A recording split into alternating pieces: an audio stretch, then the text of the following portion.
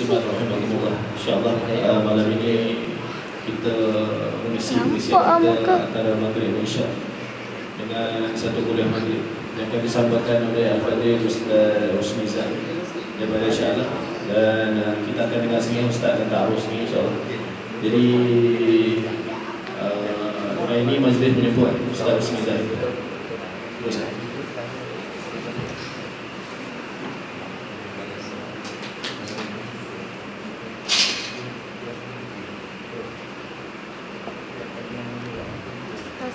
Sikit ada ni. Oh. Assalamualaikum warahmatullahi wabarakatuh. Mari sama-sama kita memulakan majlis ilmu kita pada malam ini dengan membaca kitab Al-Fatihah.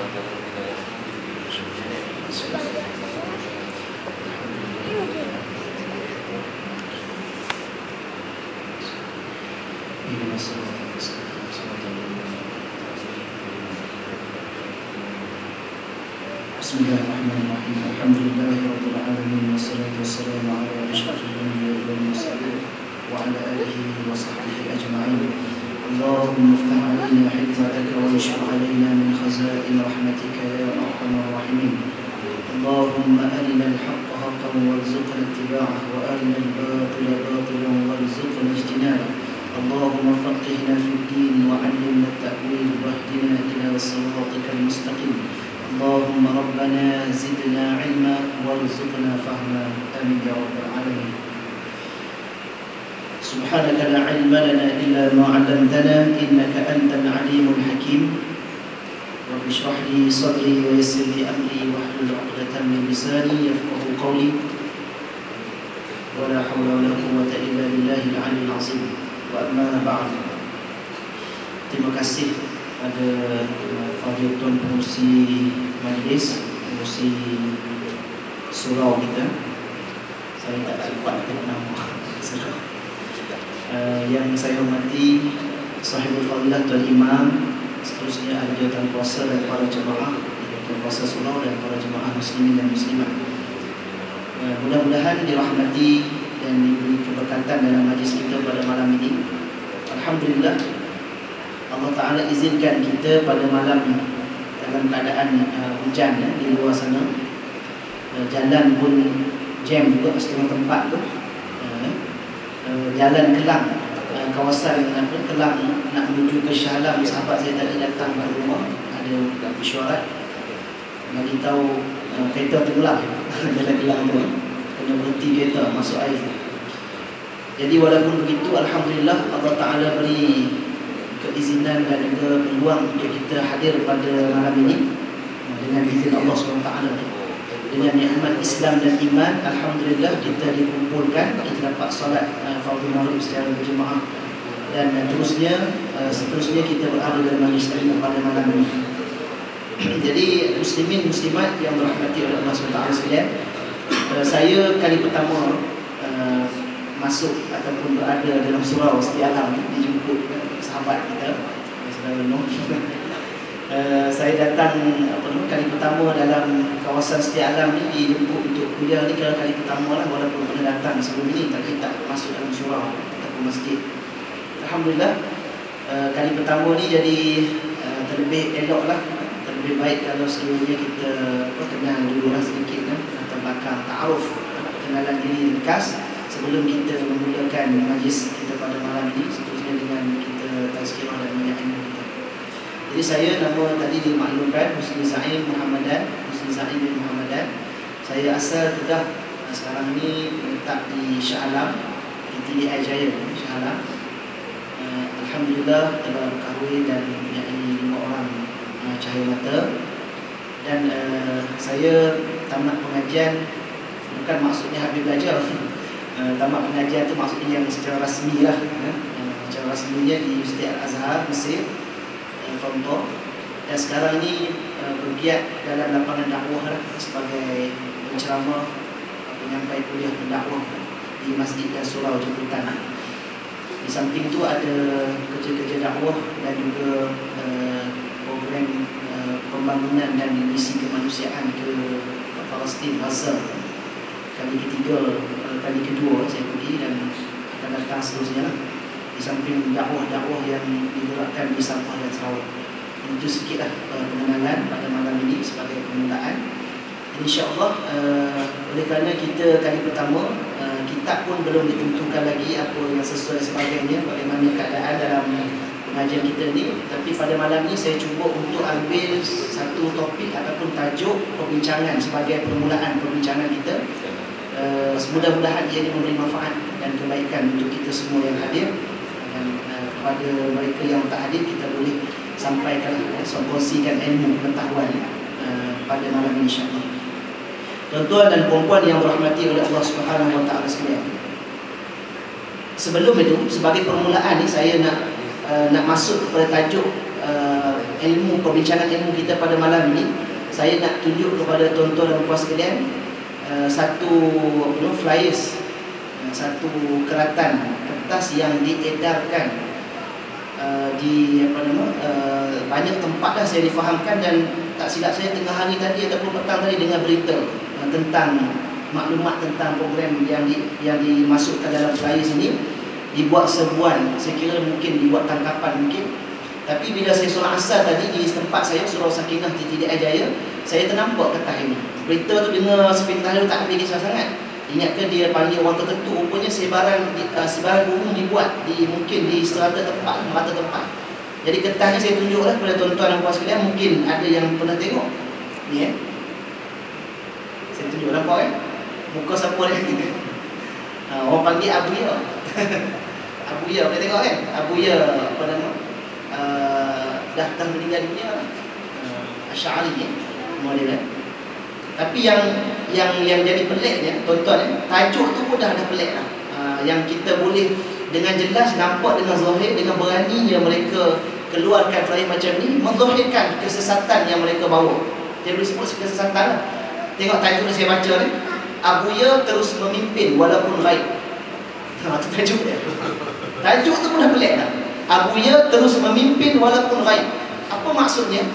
Maksudnya mereka masih lagi berpegang kepada kefahaman, pegangan yang salah, yang sesat, iaitu percaya kepada kepimpinan yang dibawa oleh Abuya ini, yang dikatakan ghaib, yang tidak ada pengiktirafan pun disebut oleh syarak, tak diberi pun. Yang dikatakan ghaib ni hilang, maksudnya tidak dapat dilihat dengan mata kasar dalam maksud ghaib itu. Maksudnya dia bukan mati, dia hilang pergi ke satu tempat yang tertentu, kemudian dia akan datang semula. Itu kefahaman yang dipegang oleh kumpulan. Dulunya namanya Arkam, sekarang ni ditukar kepada nama yang baru, Global Ikhwan. Nama syarikat dia baru. Sebelum tu adalah sebelum tu, masa saya berada sebelum saya melanjutkan pengajian ke Mesir dan balik daripada Mesir, antara tu lah 4-5 tahun tu, saya dengar nama dia yang sempat Arkam difatwakan sesat, ditukar kepada Mufaqa. Tak lama kemudian dapat dikesan pergerakan mereka, ditukar pula kepada Global Ikhwan. Jadi saya tahu pergerakan ni, cuma bila dizahirkan dengan kertas macam ni, bukan diletakkan di sebarangan, di surau dan masjid. Saya jumpa kertas ni tuan-tuan, di surau tempat saya. Terus saya ambil, saya koyak, buang ke sampah. Jadi sebab apa? Sebab dia membawa kepada kesesatan. Kalau tuan-tuan tengok daripada sudut ghaib ni, yang kita kata manusia itu boleh hilang kemudian datang semula, tidak ada nas syarak yang menyebut secara khusus yang diberi pengiktirafan kecuali seorang yang disebut secara khusus dia dengan dalil yang jelas, iaitu Nabi Isa AS.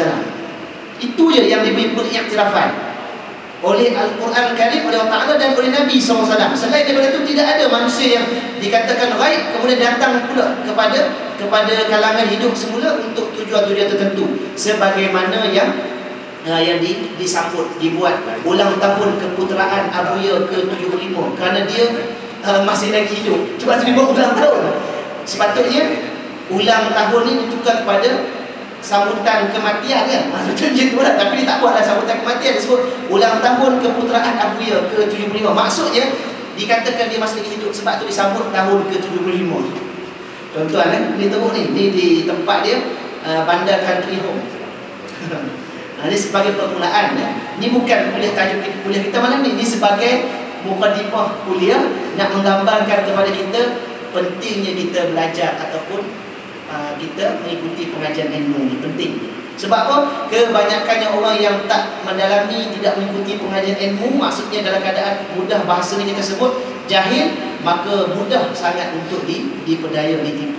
Sebab itulah saya mengambil kesempatan dan ruang pada malam ini sebagai mukadimah mengucapkan tahniah dan terima kasihlah kepada pihak surau yang berusaha menghidupkan banyak ilmu di taman tuan-tuan dan puan sekalian ini. Jadi mudah-mudahan ianya berterusan dan istiqamah kita dalam kita mendalami ilmu pengetahuan ni agar kita tidak terserong ataupun terpesong landasan kehidupan kita. Kerana apa? Kerana tidak ada perkara yang paling utama, paling penting untuk kita nak pastikan bahawa kita ni selamat di dunia dan di akhirat, iaitu tidak lain tidak bukan kita mestilah mendalami ataupun memiliki ilmu pengetahuan khususnya berkaitan dengan agama. Dalam bab dunia tu kita maklumlah, kalau tak sebut pun tak apa, tuan-tuan dah lebih maklum, lebih arif daripada saya ya. Sebagaimana yang disebut oleh Nabi SAW, antum a'lamu bi umuri dunyakum. Kata Nabi SAW, kamu lebih mengetahui tentang urusan dunia kamu. Jadi kalau urusan dunia kita tak terang, tak cakap pun kita dah lebih pakar. Tuan-tuan lebih pakar daripada saya. Tapi kita bercakap tentang soal ilmu yang berkait dengan agama dan yang nak membawa kepada kejayaan, kebahagiaan kita di hari kemudian, hari akhirat. Jadi baik, kita pada malam ini saya cuba untuk sebagai permulaan ini untuk bawa satu topik ataupun tajuk yang juga berkaitan dengan ilmu, kepentingan ilmu ni yang ianya ada merupakan salah satu daripada cabang ilmu yang perlu difahami oleh umat Islam, khususnya di zaman kita hari ini, zaman mutaakhir, zaman dalam keadaan serba fitnah ini.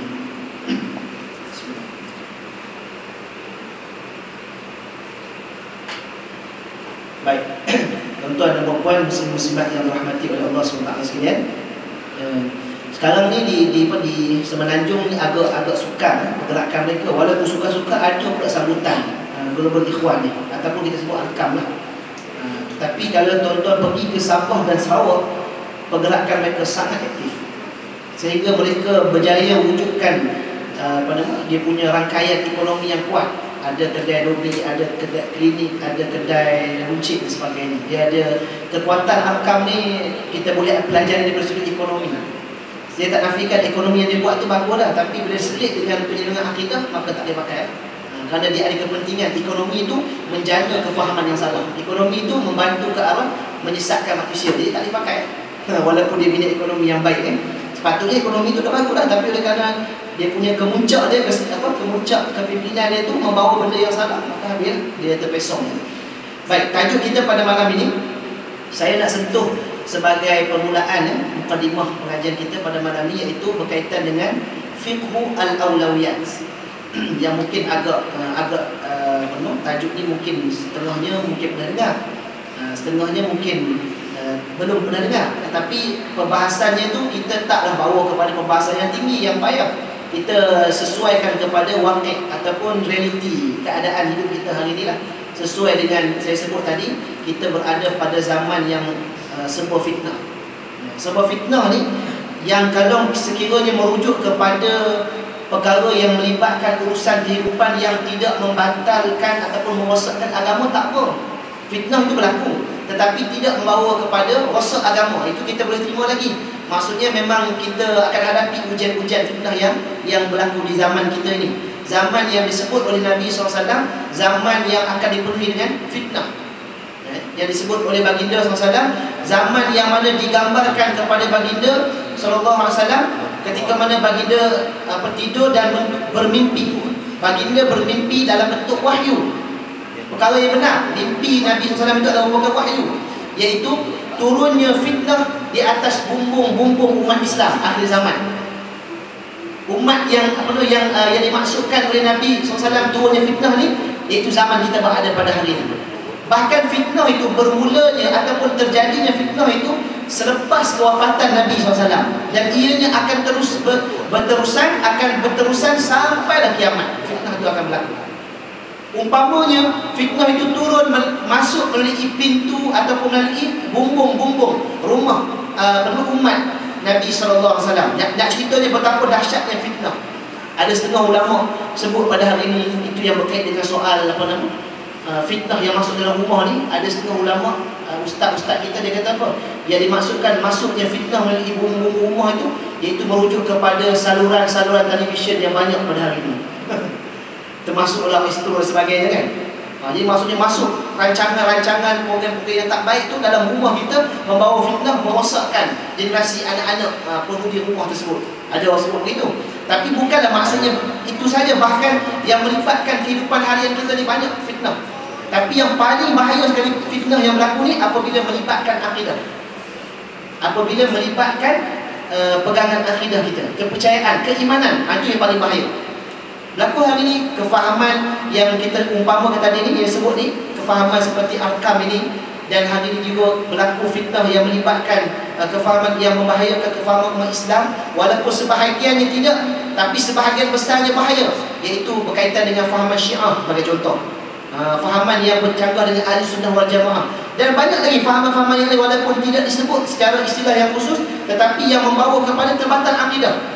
Fahaman yang anti-Islam dan sebagainya dalam bentuk tidak secara langsung pun juga berlaku pada zaman kita hari ini. Maka sebab itulah saya pilih tajuk ini sebagai permulaan kuliah kita ni, iaitu tajuk Fiqhu al-Awlawiyat. Fiqh keutamaan, untuk kita jadikan sedikit panduan ataupun perkongsian ilmu kita sebagai panduan untuk kita, bagaimana kita apabila nak menghadapi perkara yang berlaku dalam kehidupan kita ni, kita nak ukur dia, kita nak letakkan dia berdasarkan kepada panduan syariat Islam, supaya kita tidak terpesong daripada cara ataupun jalan Islam yang ditetapkan kepada kita. Baik, jadi sebelum tu biasalah, sebelum kita nak lihat kepada contoh dan juga disebut sebagai perkara yang menyentuh tentang keadaan realiti kita, wakil kita ni, kita lihat terlebih dahulu kepada ta'rif, pengertian ni. Apa nama fiqh alawiyat ni? Apa maksud fiqh alawiyat? Kalau kita terjemah, fiqh itu maksudnya ilmu fiqh, kefahaman. Kalau bahasanya kita sebut kefahaman. Al-awlawiyat, kalau pada bahasanya kefahaman, al-awlawiyat itu maksudnya keutamaan. Kefahaman berkaitan dengan keutamaan. Itu kalau daripada sudut bahasa. Fiqh al-awlawiyat, fiqh al-awlawiyat diambil daripada perkataan yang disebut aula itu, diambil daripada awlawiyat itu diambil daripada perkataan aula. Dalam bahasa Arabnya bermaksud keutamaan. Cuma di sini dia jadi, perkataan ni jadi dia jadi tambahan huruf yang menunjukkan maksudnya banyak, menunjukkan ianya berbilang-bilang banyak. Kerana dalam Islam ini banyak keutamaan yang perlu kita fahami.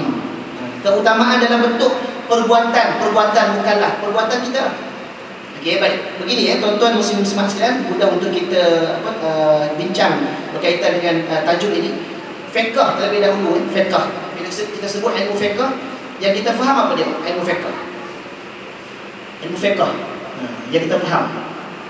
Apa maksud ilmu fiqh? Ilmu fiqh, Ustaz, ilmu fiqh ni ilmu tentang membersihkan diri. Betul kan? Kita faham macam tu kan?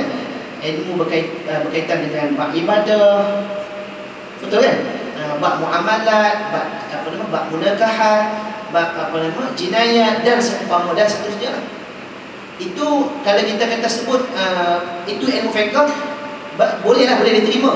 Tapi daripada sudut cabang-cabang ataupun tajuk-tajuk dalam ilmu fiqh, kita kata begitu. Kalau kita kata tajuk-tajuk dalam ilmu fiqh ni ialah taharah, bab bersih diri, bab ibadah dan seterusnya. Itu tajuk-tajuk. Tapi ta'rif ataupun pengertian ilmu fiqh yang sebenar ni ialah ianya merujuk kepada pengetahuan tentang hukum hakam yang berkait dengan perbuatan mukallaf. Saya ulang ilmu fiqh ni bermaksud pengetahuan, ilmu pengetahuan, samalah ilmu pengetahuan sama yang berkaitan dengan perbuatan mukallaf. Perbuatan mukallaf siapa? Kita. Yang ditakdirkan mukallaf ni, yang diartikan dengan mukallaf ni, iaitu orang yang telah mencapai umur, iaitu balignya, tempoh masa dia diukur sebagai orang yang telah capai umur baligh dengan ketentuan yang disebut dalam kitab fiqh itu, dan juga dia berakal. Bila dia baligh dan dia berakal, sama lelaki ataupun perempuan, siapa saja dia, maka dia disebut sebagai mukallaf.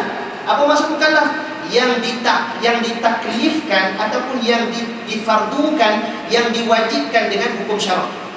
Maksudnya, kalau contoh kita sebut sembahyang, solat, fardu, 5 waktu saya semalam, wajib. Ke atas siapa? Ke atas mereka yang akil balik tadi, mukallaf. Jadi kita belajar fiqh ni, kita tahu hukum hakam yang berkait dengan perbuatan kita yang kita buat. Apa yang dikatakan hukum hakam tu? Ada 5 cabang. 5 cabang hukum hakam yang kita sedia maklum. Tapi ni nak cerita terlebih dahulu tentang fiqh tu. Yang kita sedia maklum iaitu yang pertamanya wajib, yang keduanya sunat, yang ketiganya harus, yang keempatnya makruh, dan yang kelimanya haram. 5 cabang ataupun 5 jenis hukum yang berkait dengan perbuatan mukallaf. Bermaksud di sini, muslimin muslimat yang dirahmati oleh Allah SWT sekalian, kita buatlah apa sahaja, kita geraklah, kita berjalan, kita bercakap, kita kita lintasan niat hati kita berbaring, kita buat apa lagi? Kita pergi ke kerja, kita masuk tandas. Setiap pergerakan kita tu, dia tidak akan terlepas daripada 5 cabang hukum ini. Ini sangat luas. Islam ni bukannya soal kita ibadah dalam masjid saja, bahkan Islam ni wujud dalam semua pergerakan hidup kita. Islam ni agama yang sempurna, yang syumul. Dia tidak hanya sekadar dikhususkan Islam dalam masjid surau, tidak. Kalau kata Islam dalam masjid surau, keluar daripada masjid surau bermaksud tak ada Islam. Jadi sebab itulah kita tengok hari ini, akibat daripada salah faham terhadap kesyumulan Islam ni, ada orang beragama Islam tetapi dia dalam keadaan di luar daripada maksud ibadah yang khusus ni, dia tidak lagi sebagai seorang Muslim. Dia tidak memberi contoh kepada orang lain, kepada non-Muslim, bahawa dia ni orang Islam yang baik. Iaitu apabila dia terlibat ataupun dia sengaja melakukan perbuatan-perbuatan yang bercanggah dengan ajaran Islam. Sedangkan setengah daripada kalangan yang bukan Islam ini, setengah-setengahnya mereka tidak melakukan perbuatan yang tak senonoh, yang kita kata bercanggah dengan ajaran Islam ni, mereka sendiri tak buat. Tetapi orang yang beragama Islam, konon-kononnya lah dia beragama Islam kerana namanya Islam, tetapi dalam bentuk pengamalan hariannya jauh tersasar daripada panduan ajaran Islam yang sebenar. Kenapa? Kerana dia tidak melihat kepada keseluruhan ajaran Islam.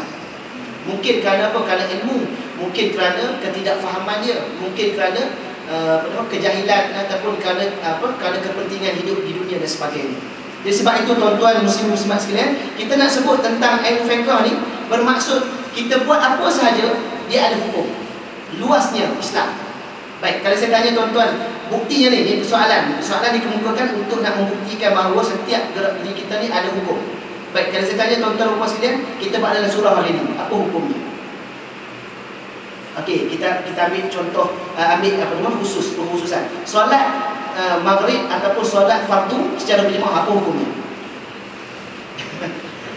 Ya, soalan tak apa, takut nanti apa, mula-mula kuliah tanya banyak ustaz ni, lepas ni tak mau kuliah lah. Ada juga kan. Tak ada datang kuliah, ustaz tanya banyak sangat kan. Sebab nak bagi kita nampak gambaran betapa pergerakan kita ni ada hukum. Okey, solat fardu, apa hukumnya? Wajib kan? Wajib dia ada 2 jenis. Wajib yang pertama ala aini, wajib yang kedua ala kafai. Wajib fardu ain ke wajib fardu kifayah? Fardu ain, subhanallah. Maksudnya tuan-tuan tinggal solat berjemaah, tuan-tuan semua berdosa lah. Siapa yang pegang pendapat tu dia tak ditinggal jemaah walaupun sekali. Saya tak pegang pendapat fardu ain, saya pegang pendapat fardu kifayah. Jangan bukan. Jumhur mazhab Syafi'i mengatakan hukumnya fardu kifayah. Tapi kalau mazhab Hanafi, kata saya mazhab Hanafi mengatakan fardu ain. Solat berjemaah 5 waktu tu fardu ain. Maksudnya kalau sengaja tak solat, berdosa hukumnya. Nampak? Tapi kita jumhur mazhab Syafi'i mengatakan fardu kifayah. Alal kafai bermaksud bila ada sebahagian ni, ada wakil daripada penduduk ni melaksanakan solat berjemaah, maka dia menggugurkan kewajipan kepada yang lain. Maksudnya yang lain tu tak dikira berdosa besar kerana meninggalkan jemaah, kerana yang kita hadir ni boleh dikatakan mewakili ataupun menggugurkan kewajipan tersebut kepada yang lain. Akan tetapi kalau semua tak datang, termasuk saya tak datang ke kuliah ni, tuan-tuan tak datang solat berjemaah, semua penduduk kampung Taman ni semua tanggung dosa. Tinggal fardu kifayah. Sebab fardu kifayah ni dia menggugurkan kewajipan ke atas orang lain apabila sebahagian yang melaksanakan. Tapi kalau tak buat, semuanya dikira dosa. Kalau kita bincang dalam ilmu usul fiqh, Ulama bahas ni tentang fardu kifayah ni, adakah dia wajib ke atas individu tu sendiri ataupun dia wajib secara keseluruhannya. Itu ulama bincang. Kerana apabila tidak melakukan fardu kifayah, maka dia menjadi dosanya ke atas setiap individu tu, tanggung dosa. Walaupun kalau sebahagiannya buat, dia gugurkan dosa semua. Tetapi kalau tinggal ke semuanya, semua berdosa, secara individu berdosa. Saya kalau tinggal solat berjemaah, saya berdosa, tuan-tuan pun berdosa kalau sekiranya tidak dilaksanakan solat berjemaah. Tuan-tuan, ini fardu kifayah. Itu tentang solat berjemaah. Okey, majlis ilmu pula. Apa hukum majlis ilmu? Apa hukum kita berada dalam majlis ilmu pada malam ni? Wajib. Mana dalil dia? Ada dalil pula banyak sokong ustaz. Dalil dia Nabi SAW sebut, talabul ilmi fariidatun ala kulli muslimin wa fi riwayatin ala kulli muslimin wa muslimah. Menuntut ilmu itu wajib ke atas setiap individu, lelaki dan perempuan yang beragama Islam. Wajib hukumnya. Cuma ulama kategorikan berbahagian ilmu ni, paling kurang ilmu itu hukumnya sunat. Kalau ilmu yang baik yang berkaitan dengan agama ni hukumnya sunat. Jadi yang paling tinggi wajiblah. Bermaksud di sini yang wajib ni berkaitan dengan individu, fardu ain ni contoh berkaitan dengan fiqh, berkaitan dengan akhlak, berkaitan dengan tauhid, akidah, berkaitan dengan fiqh, berkaitan dengan akhlak, yang ni fardu ain utama. Bermaksud kalau sekiranya mana-mana individu yang beragama Islam tidak menguasai 3 cabang ni secara dalam bentuk yang umum, maksudnya bentuk yang asas itu dia telah sempurna. Kalau dia belum sempurna yang perkara yang asas, bermaksud wajib ke atasnya untuk dia datang ke surau mendengar majlis ilmu bersama majlis ilmu. Kalau dia belum selesai asas dalam 3 cabang ilmu ni, fiqh, akidah, fiqh dan juga akhlak. Tapi kalau dia dah sempurna perkara asas, maksudnya untuk diri dia lepas dah, dan untuk ahli keluarga dia, isteri dan anak-anak lepas dah. Cuma nak tambah lagi kefahaman secara mendalam, nak dapat lagi kelebihan ilmu yang banyak, maka ketika tu dia tak wajib lagi, dia jadi sunat. Tetap hukumnya sunat. Buat dapat pahala, tinggal tak dosa. Tetapi kalau dia belum capai ke semua 3 cabang ilmu yang asas ini, dia tidak datang ke majlis ilmu, sedangkan majlis ilmu ada, dia duduk di rumah menonton televisyen sebagai contoh, rehat-rehat, baring-baring, buat apa-apa lah, baca surat khabar. Surat khabar apa hukum? Tanya pula. Kalau baca surat khabar sedangkan di surau dibaca kitab, sedangkan dia tidak ada lagi ilmu fardu ain ni, dia berada di rumah dalam keadaan dia tanggung dosa. Nampak tak? Itu fardu ain. Kalau sekiranya ilmu yang berkaitan dengan fardu ain. Kalau sunat, kita sedia maklum. Sunat ini dia menyempurnakan kewajipan. Sebab ada satu hadis kursi, Allah Ta'ala berfirman dalam hadis kursi ni, bahawa Allah Ta'ala menyatakan bahawa tidak ada satu pun ibadah yang Allah Ta'ala lebih kasih apabila hamba-Nya melakukan ibadah tersebut melainkan ibadah fardu. Maksudnya kalau kita nak memperolehi ataupun nak mencapai ganjaran pahala yang paling tinggi, yang paling Allah Ta'ala suka, ialah kita mesti menjaga ibadah yang fardu. Itu yang utama, yang berkait dengan soalan yang kita bincang tentang keutamaan. Kemudian selepas itu kata Allah Ta'ala lagi, hadis kursi ni Allah Ta'ala berfirman lagi, wa ma yazalu 'abdi yataqarraba ilayya bin nawafil hatta uhibba. Maka senantiasalah seorang hamba itu dia nak mendekatkan diri dia kepada Allah sehinggalah dia menyempurnakan perkara yang wajib tadi dengan perkara yang sunat, bin nawafil. Selepas yang wajib disempurnakan, dia turuti ataupun diikuti dengan yang sunat. Bila dia buat yang sunat, Allah Ta'ala akan kasih kepada dia. Jadi yang paling utama, ibadah yang paling kita dahulukan adalah yang fardu. Kalau dah sempurna yang fardu, ialah disusuli dengan yang sunat. Jangan berlaku sebaliknya, jaga yang sunat, tinggal yang fardu. Nanti saya akan sebut contoh yang berlaku dalam masyarakat kita selepas kita sebut beberapa dalil yang menyatakan tentang keutamaan tersebut. Contoh tu nanti kita akan lebih jelas nampak apa yang dinyatakan dalam perbincangan ini. Kemudian perkataan yang kedua al-aulawiyah itu, maka kita rujuk kepada ta'arif yang disebut oleh Syekh Dr. Yusuf Al-Qardawi, hafizallah ta'ala, menyatakan dalam kitabnya ni Fiqh al-Aulawiyah, dalam cabang Fiqh al-Aulawiyah, iaitu dalam siasah syar'iyah, beliau menyatakan bahawa an-nu'tiya kulla 'amalin qimatahu aw si'rahu fi mizan asy-syar'i. Terjemahan dia iaitu kita meletakkan setiap perbuatan ataupun amal kerja buat kita, termasuk dalam ibadah dan seterusnya, mengikut nilaian hukum syarak, iaitu pada kedudukannya, pada nilai kedudukannya, pada martabatnya. Kita meletakkan setiap amalan itu, bermaksud kita melakukan sesuatu amalan itu mengikut keutamaannya dalam timbangan ataupun dalam ukuran syarak. Itu dikatakan fiqhu al-aulawiyah. Jadi nak memahami perkara ini, maka diterangkan lagi, ditambahkan lagi, dia kata nuqaddimu ma haqqahu an yuqaddima wa nuakhiru ma haqqahu an yuakhira. Benda yang sepatutnya kita dahulukan, kita dahulukan. Benda yang sepatutnya kita kemudiankan, kita kemudiankan. Itu yang dikatakan sebagai fiqhu al-aulawiyah. Baik, kita ambil contoh. Mudah nak cerita contoh. Nampak macam perbahasan kita punya huraian fiqhu al-aulawiyah nampak macam mudah.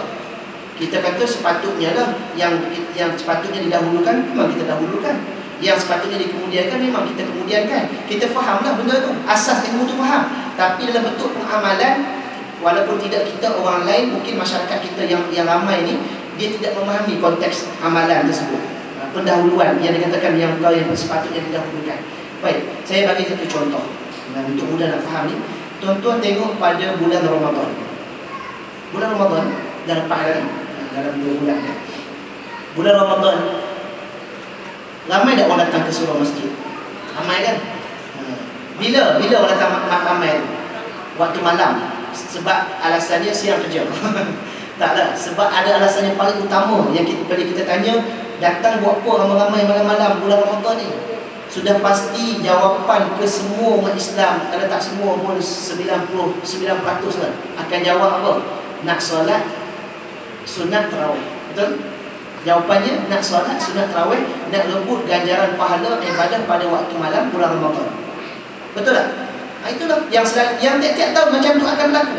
Tetapi perkara ini dia dah jadi satu macam, bukan nak kata trend, tapi dia dah terbentuk kebiasaan macam tu. Pada awal Ramadan ramai, pertengahan Ramadan dia susut separuh, pada hujung Ramadan tinggal dah soft yang mana yang biasa-biasa. Betul tak? Betul tak? Ke tempat ni lain, hujung Ramadan penuh sampai belakang. Sebab pengalaman saya di semua tempat yang saya bagi kuliah tazkirah, tempat saya betul-betul jadi imam sebelum ni memang macam tu. Awal Ramadan penuh sampai setengah tempat tu ditambah khemah. Masuk pertengahan Ramadan dia dah susut separuh. Saya pergi ke satu tempat suruh saya bagi tazkirah bulan Ramadan. Saya pergi minggu kedua, bukan pertengahan lagi, minggu yang kedua, belum masuk 15 Ramadan lagi. Saya tengok kemah yang disediakan oleh surau tu dah mula kosong. Betul ni, pengalaman saya pergi. Saya tanya, kemah tu untuk siapa? Saya tanya jemaah lah, dari jawatan kuasa surau yang jemput saya. Sebab saya memang kuliah kat situ sebulan 2 kali. Dia kata, kemah tu untuk siapa? Buat ni untuk siapa? Sebelum Ramadan saya tengok tak ada pun kemah tu. Dia kata buat untuk ni lah, untuk solat tarawih. Tapi tak ada orang pun, kipas ni berpusing, lampu menyala. Saya kata untuk jin tu nak dekat luar tu. Untuk jin Islam lah maksudnya. Dia buka pilok habis. Sebab apa? Sebelum tengah Ramadan dah susut dah. Nak ceritanya dia jadi macam surat trend. Awal Ramadan penuh. Ada yang hadis, bukan hadis sebenarnya, dia mautu rekaan yang menyebut tentang fadilat siapa beribadah pada malam pertama Ramadan, malam kedua Ramadan sampai 10 tu kan. Dia rebut yang 10 tu ya. Dia kata 10 ni dah boleh cover setahun ibadah. Dia tak boleh beribadah lepas itu. Itu bukan hadis lain, itu mautu rekaan. Dia tak ada sanad, dia tidak ada sandaran kepada mana ulama yang riwayat. Itu rekaan untuk memperdaya umat Islam. Siapa buat? Wallahu a'lam.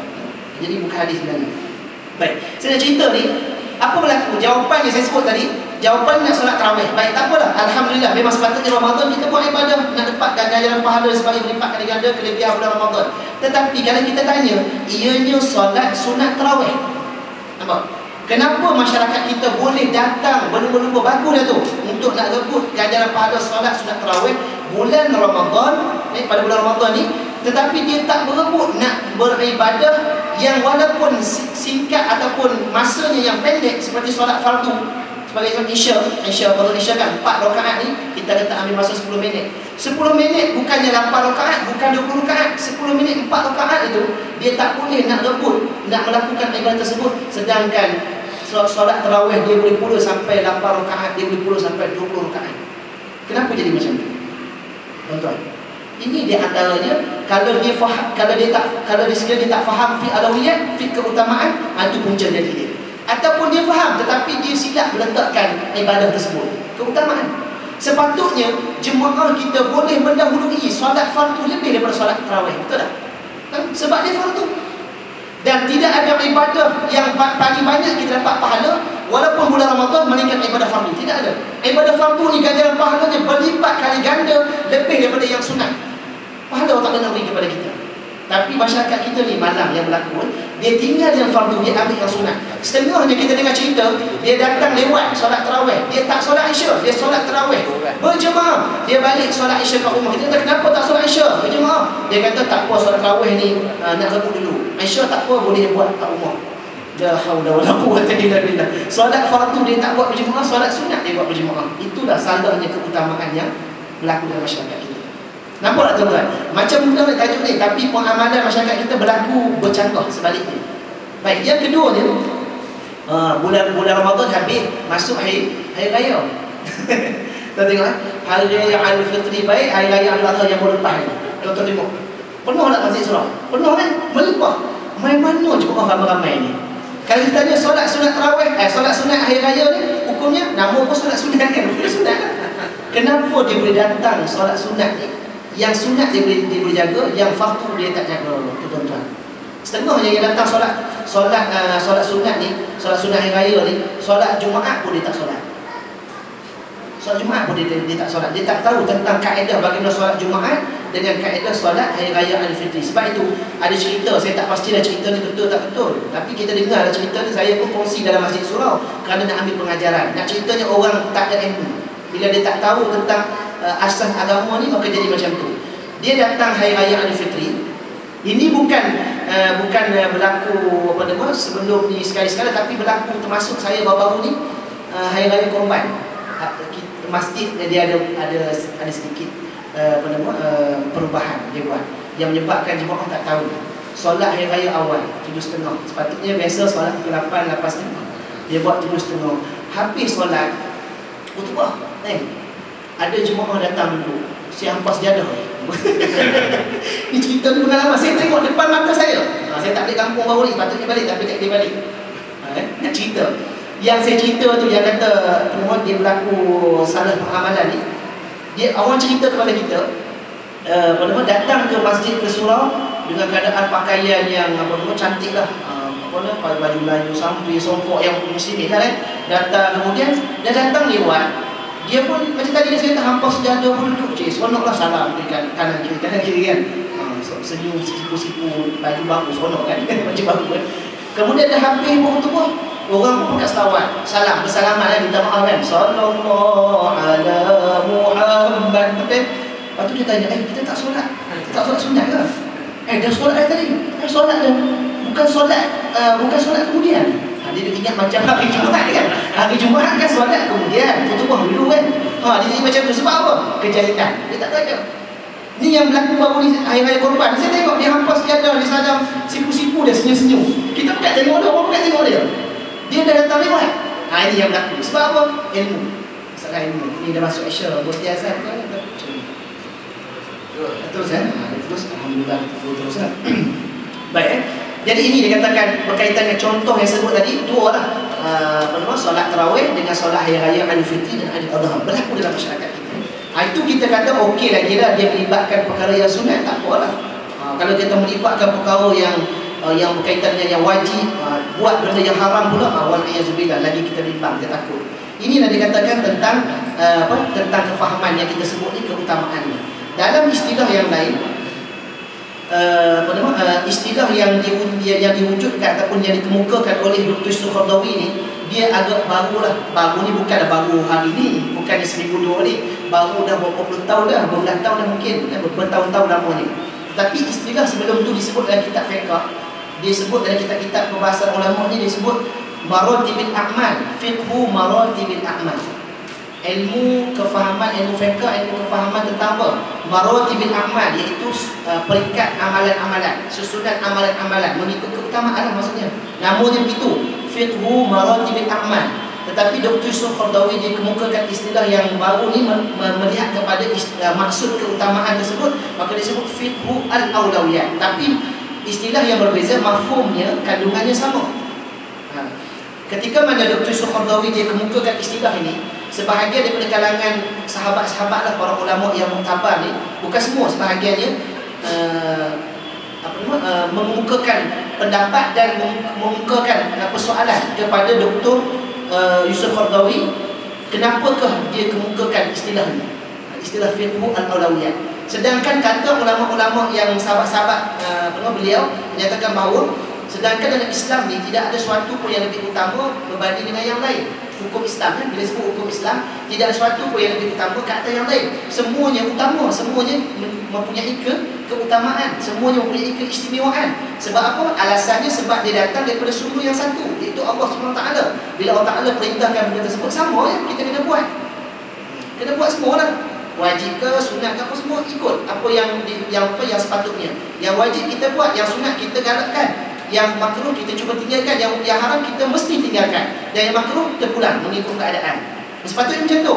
Jadi difahami dengan istilah keutamaan ini merujuk kepada sebahagian yang disebut oleh para sahabat tersebut menyatakan bahawa tidak perlu adanya nama keutamaan yang dinyatakan dalam kitab yang kita bincang ini.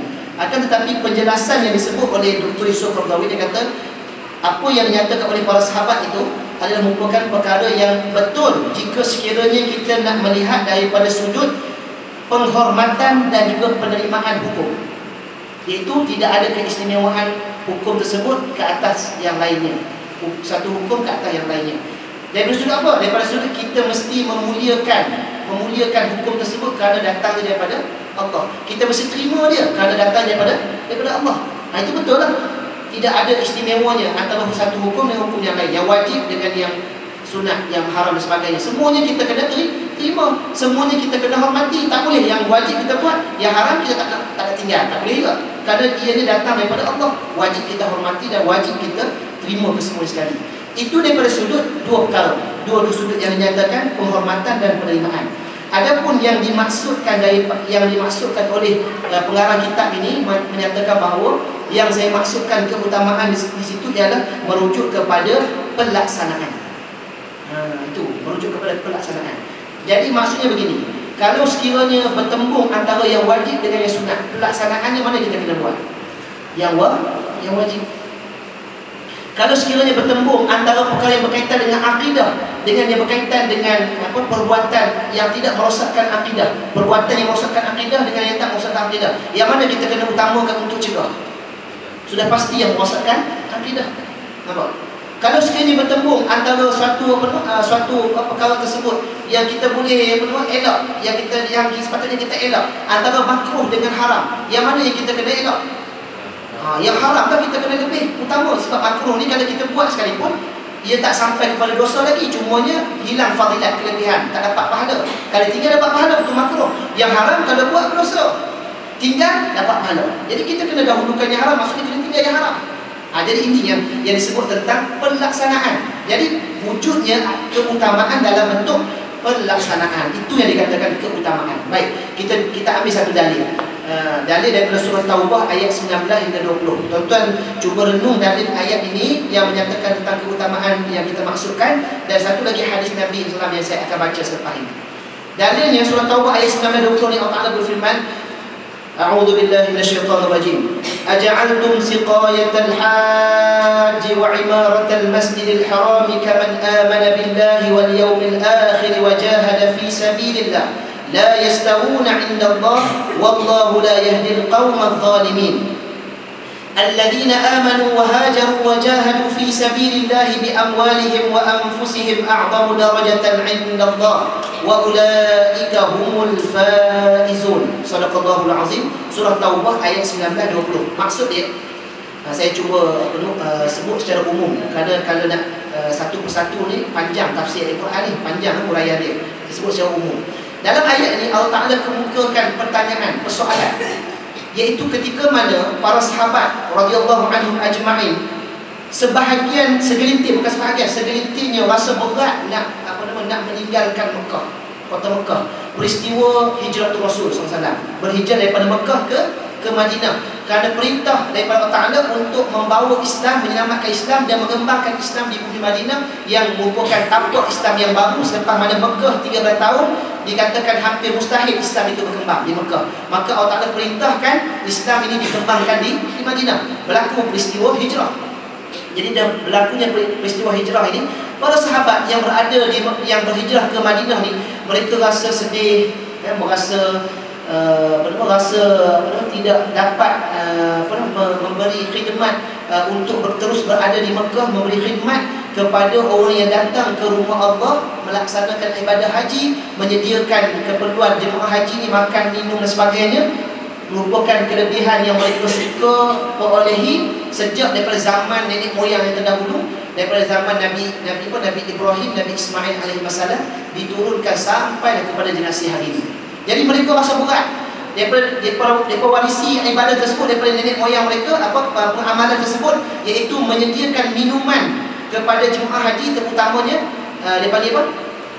Zam-zam tu apa? Siqayatul Zam-zam dia panggil, apa istilah itu? Siqayah, menyediakan minuman untuk para jemaah haji, air Zam-zam. Berkhidmat untuk para jemaah haji, termasuklah bukan bagi minum saja, ada makanan yang disediakan sebagai sedekah, makanan jamuan kepada jemaah haji yang datang.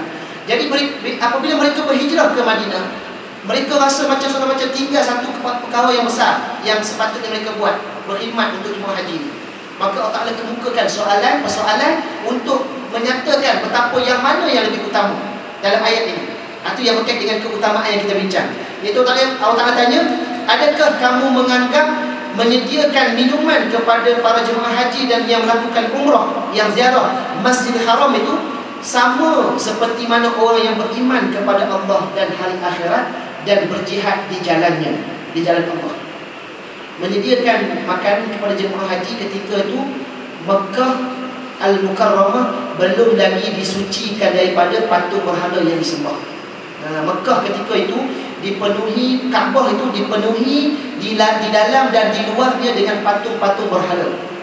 Perbuatan sesat yang dimulai oleh Amr bin Luhai. Dia pergi ke Syam dalam usaha perniagaan, dia tengok orang Syam ni sembah patung berhala, dia bawa balik patung itu letak di Kaabah. Dia suruh manusia supaya sembah patung. Sebelum tu masyarakat Arab Mekah melaksanakan ibadah berdasarkan agama Hanif, agama Hanif yang diwarisi daripada Nabi Ibrahim dan Nabi Ismail alaihissalam. Sebelum itulah. Tapi bila Amr bin Luhai ni dibawa patung berhala dan dia mulakan penyembahan berhala, maka disuruh orang yang ikut, maka bermulalah ketika itu berhala-berhala yang banyak dicipta, direka dan diletakkan di Kaabah. Maka perbuatan syirik berlaku, bukan lagi sebagaimana yang diwarisi daripada Nabi Ibrahim dan Nabi Ismail alaihissalam. Jadi ketika berlakunya peristiwa hijrah, para sahabat ni dia macam rasa tak boleh nak menentukan, sebahagiannya lah yang mana lebih baik, lebih utama. Maka sebab itu Allah akan bersoal pada ayat ini, adakah kamu menganggap menyediakan minuman kepada para jemaah haji dan melakukan umrah di Masjidil Haram itu seperti orang yang beriman kepada Allah dan hari akhirat dan berjihad di jalannya? Maka jawapan Allah tak ada beri jawapan, la yastawun, tidak akan sama. Nak ceritanya, orang yang beriman kepada Allah dan hari akhirat, berjihad di jalan Allah, lebih tinggi kedudukannya, lebih utama kerana dia berkaitan dengan soal akidah, keutamaan akidah. Yang tadi itu dia hanya berkhidmat, mungkin dapat pahala kerana tolong orang, tetapi dia tidak boleh menyamai kedudukan akidah, iaitu soal iman kepada Allah. Dia tak boleh nak menyamai. Sebab itu Allah Ta'ala kata, la yastawuna indallah, tidak sama di sisi Allah Ta'ala. Bahkan Allah Ta'ala tak terima perbuatan syirik. Sedangkan beriman ni perbuatan yang diperintahkan, melaksanakan tuntutan iman perbuatan yang diperintahkan. Wallahu la yahdil qaumadz zalimin. Allah Ta'ala tidak beri hidayah, petunjuk kepada orang yang melakukan kezaliman. Siapa mereka yang beriman kepada Allah, yang diberi petunjuk ini, yang berlawanan dengan orang yang zalim ini, iaitu mereka yang kata Allah, yang beriman kepada Allah, yang berhijrah. Nampak? Yang berhijrah itu siapa? Para sahabat Rasulullah SAW dan para sahabat yang berhijrah ke Madinah. Dan mereka ni siapa lagi? Yang berjuang di jalan Allah. Kerana mereka yang berhijrah itu mengorbankan segala-galanya semata-mata untuk agama Allah. Tinggal harta benda, tuan-tuan muslim-muslimat sekalian. Kalau kita bincang tentang peristiwa hijrah ni, tidak adalah manusia yang lebih hebat daripada para sahabat. Segala kekayaan mereka yang mereka bina sejak zaman ke zaman, daripada warisan sampai ke generasi mereka ni, kekayaan mereka yang banyak tu mereka tinggalkan kesemuanya semata-mata kerana di jalan Allah. Nampak?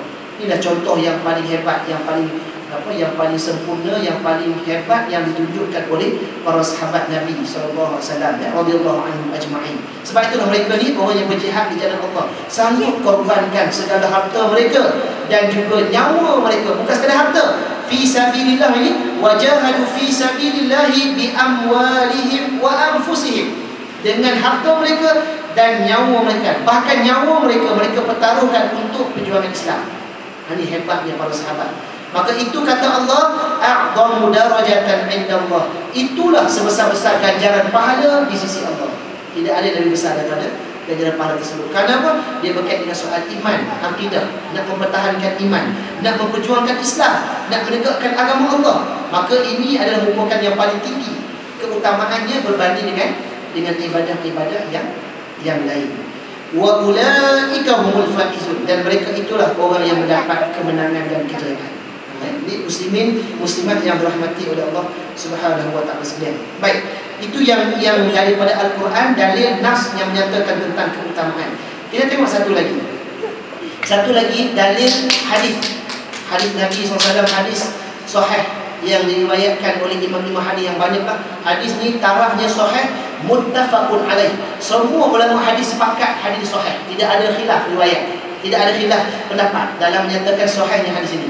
Hadis ini berbunyi, Nabi SAW bersabda, al-imanu bid'un wa sittuna atau bid'un wa sab'una syu'bah. Iman itu ada 60 cabang ataupun 70 cabang. Iman itu ada 60 cabang ataupun 70 cabang. Khilaf riwayat menyatakan 60 ataupun 70. Tapi ini maksudnya menyatakan bahawa banyak cabang, bukan satu cabang. Iman ini banyak cabang. Bila disebut banyak cabang, nak sebut tak disebut dalam hadis ini, tapi disebut yang paling tinggi ke puncak dan yang paling bawah cabang.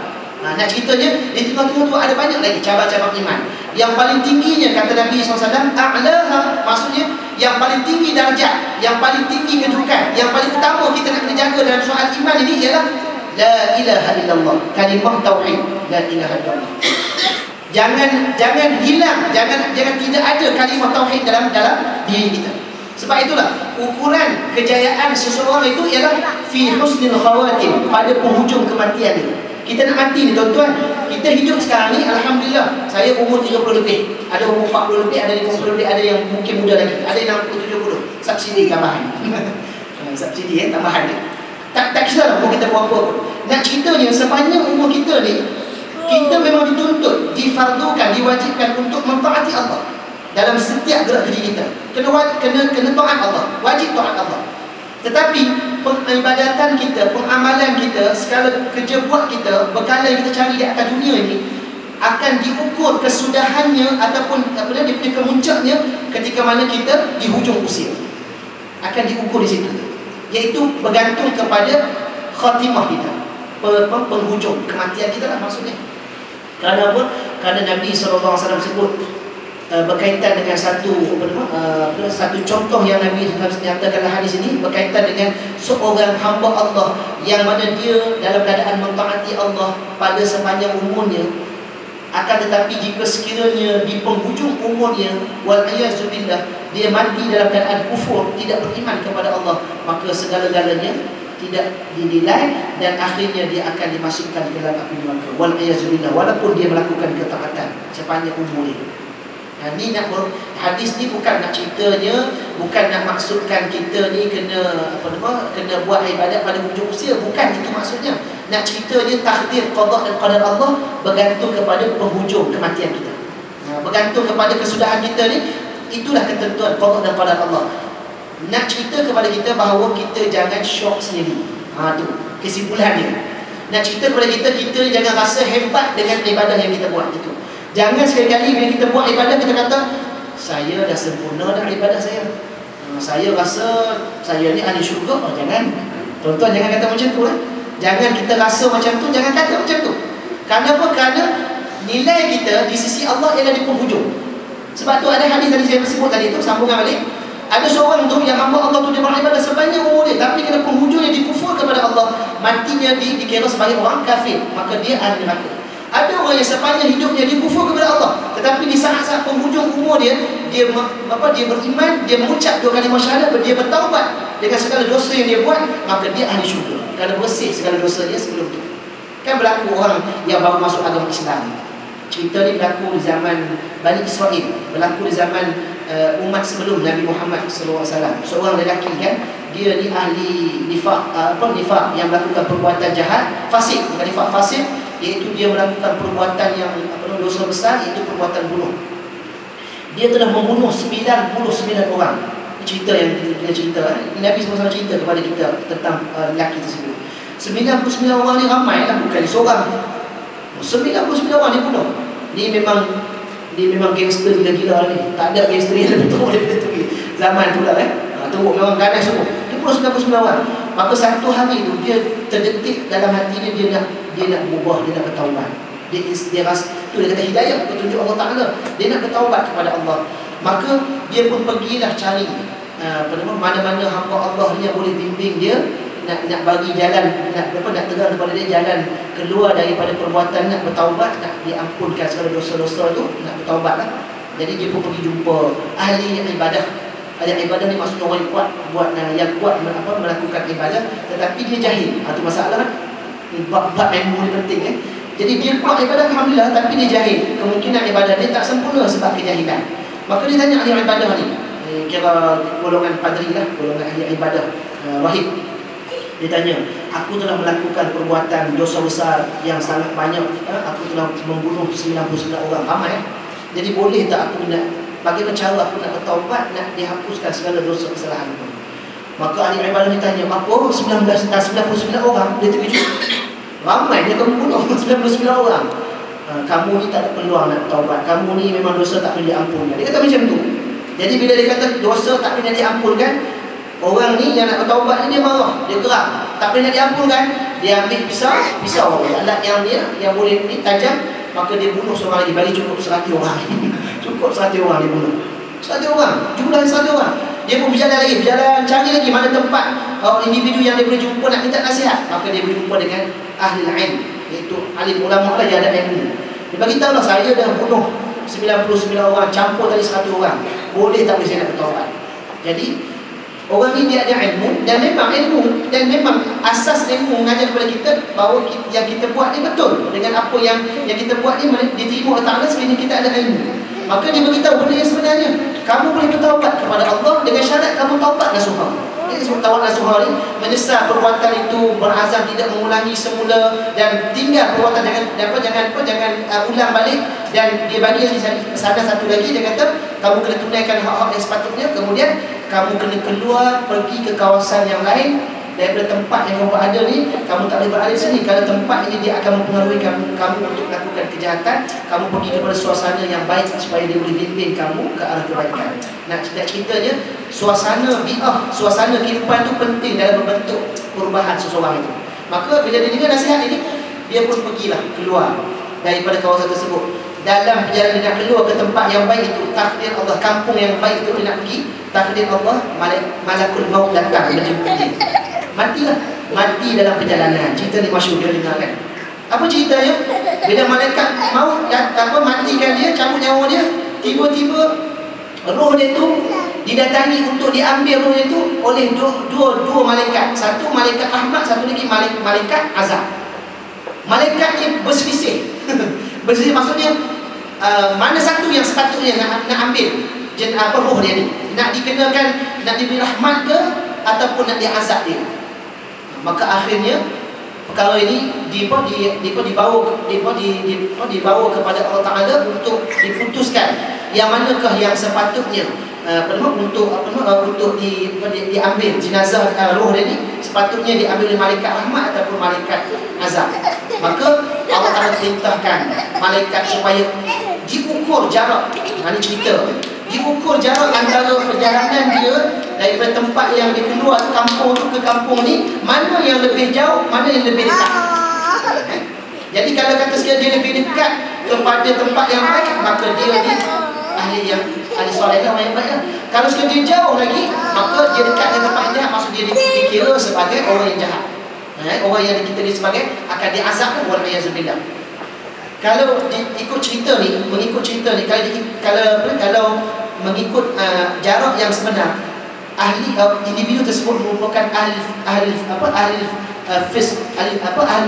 fasid, orang golongan yang jahat, dia akan dikenakan azab oleh Allah SWT kalau sekiranya diukur dengan jarak. Akan tetapi dengan sebab niatnya yang baik untuk melakukan perubahan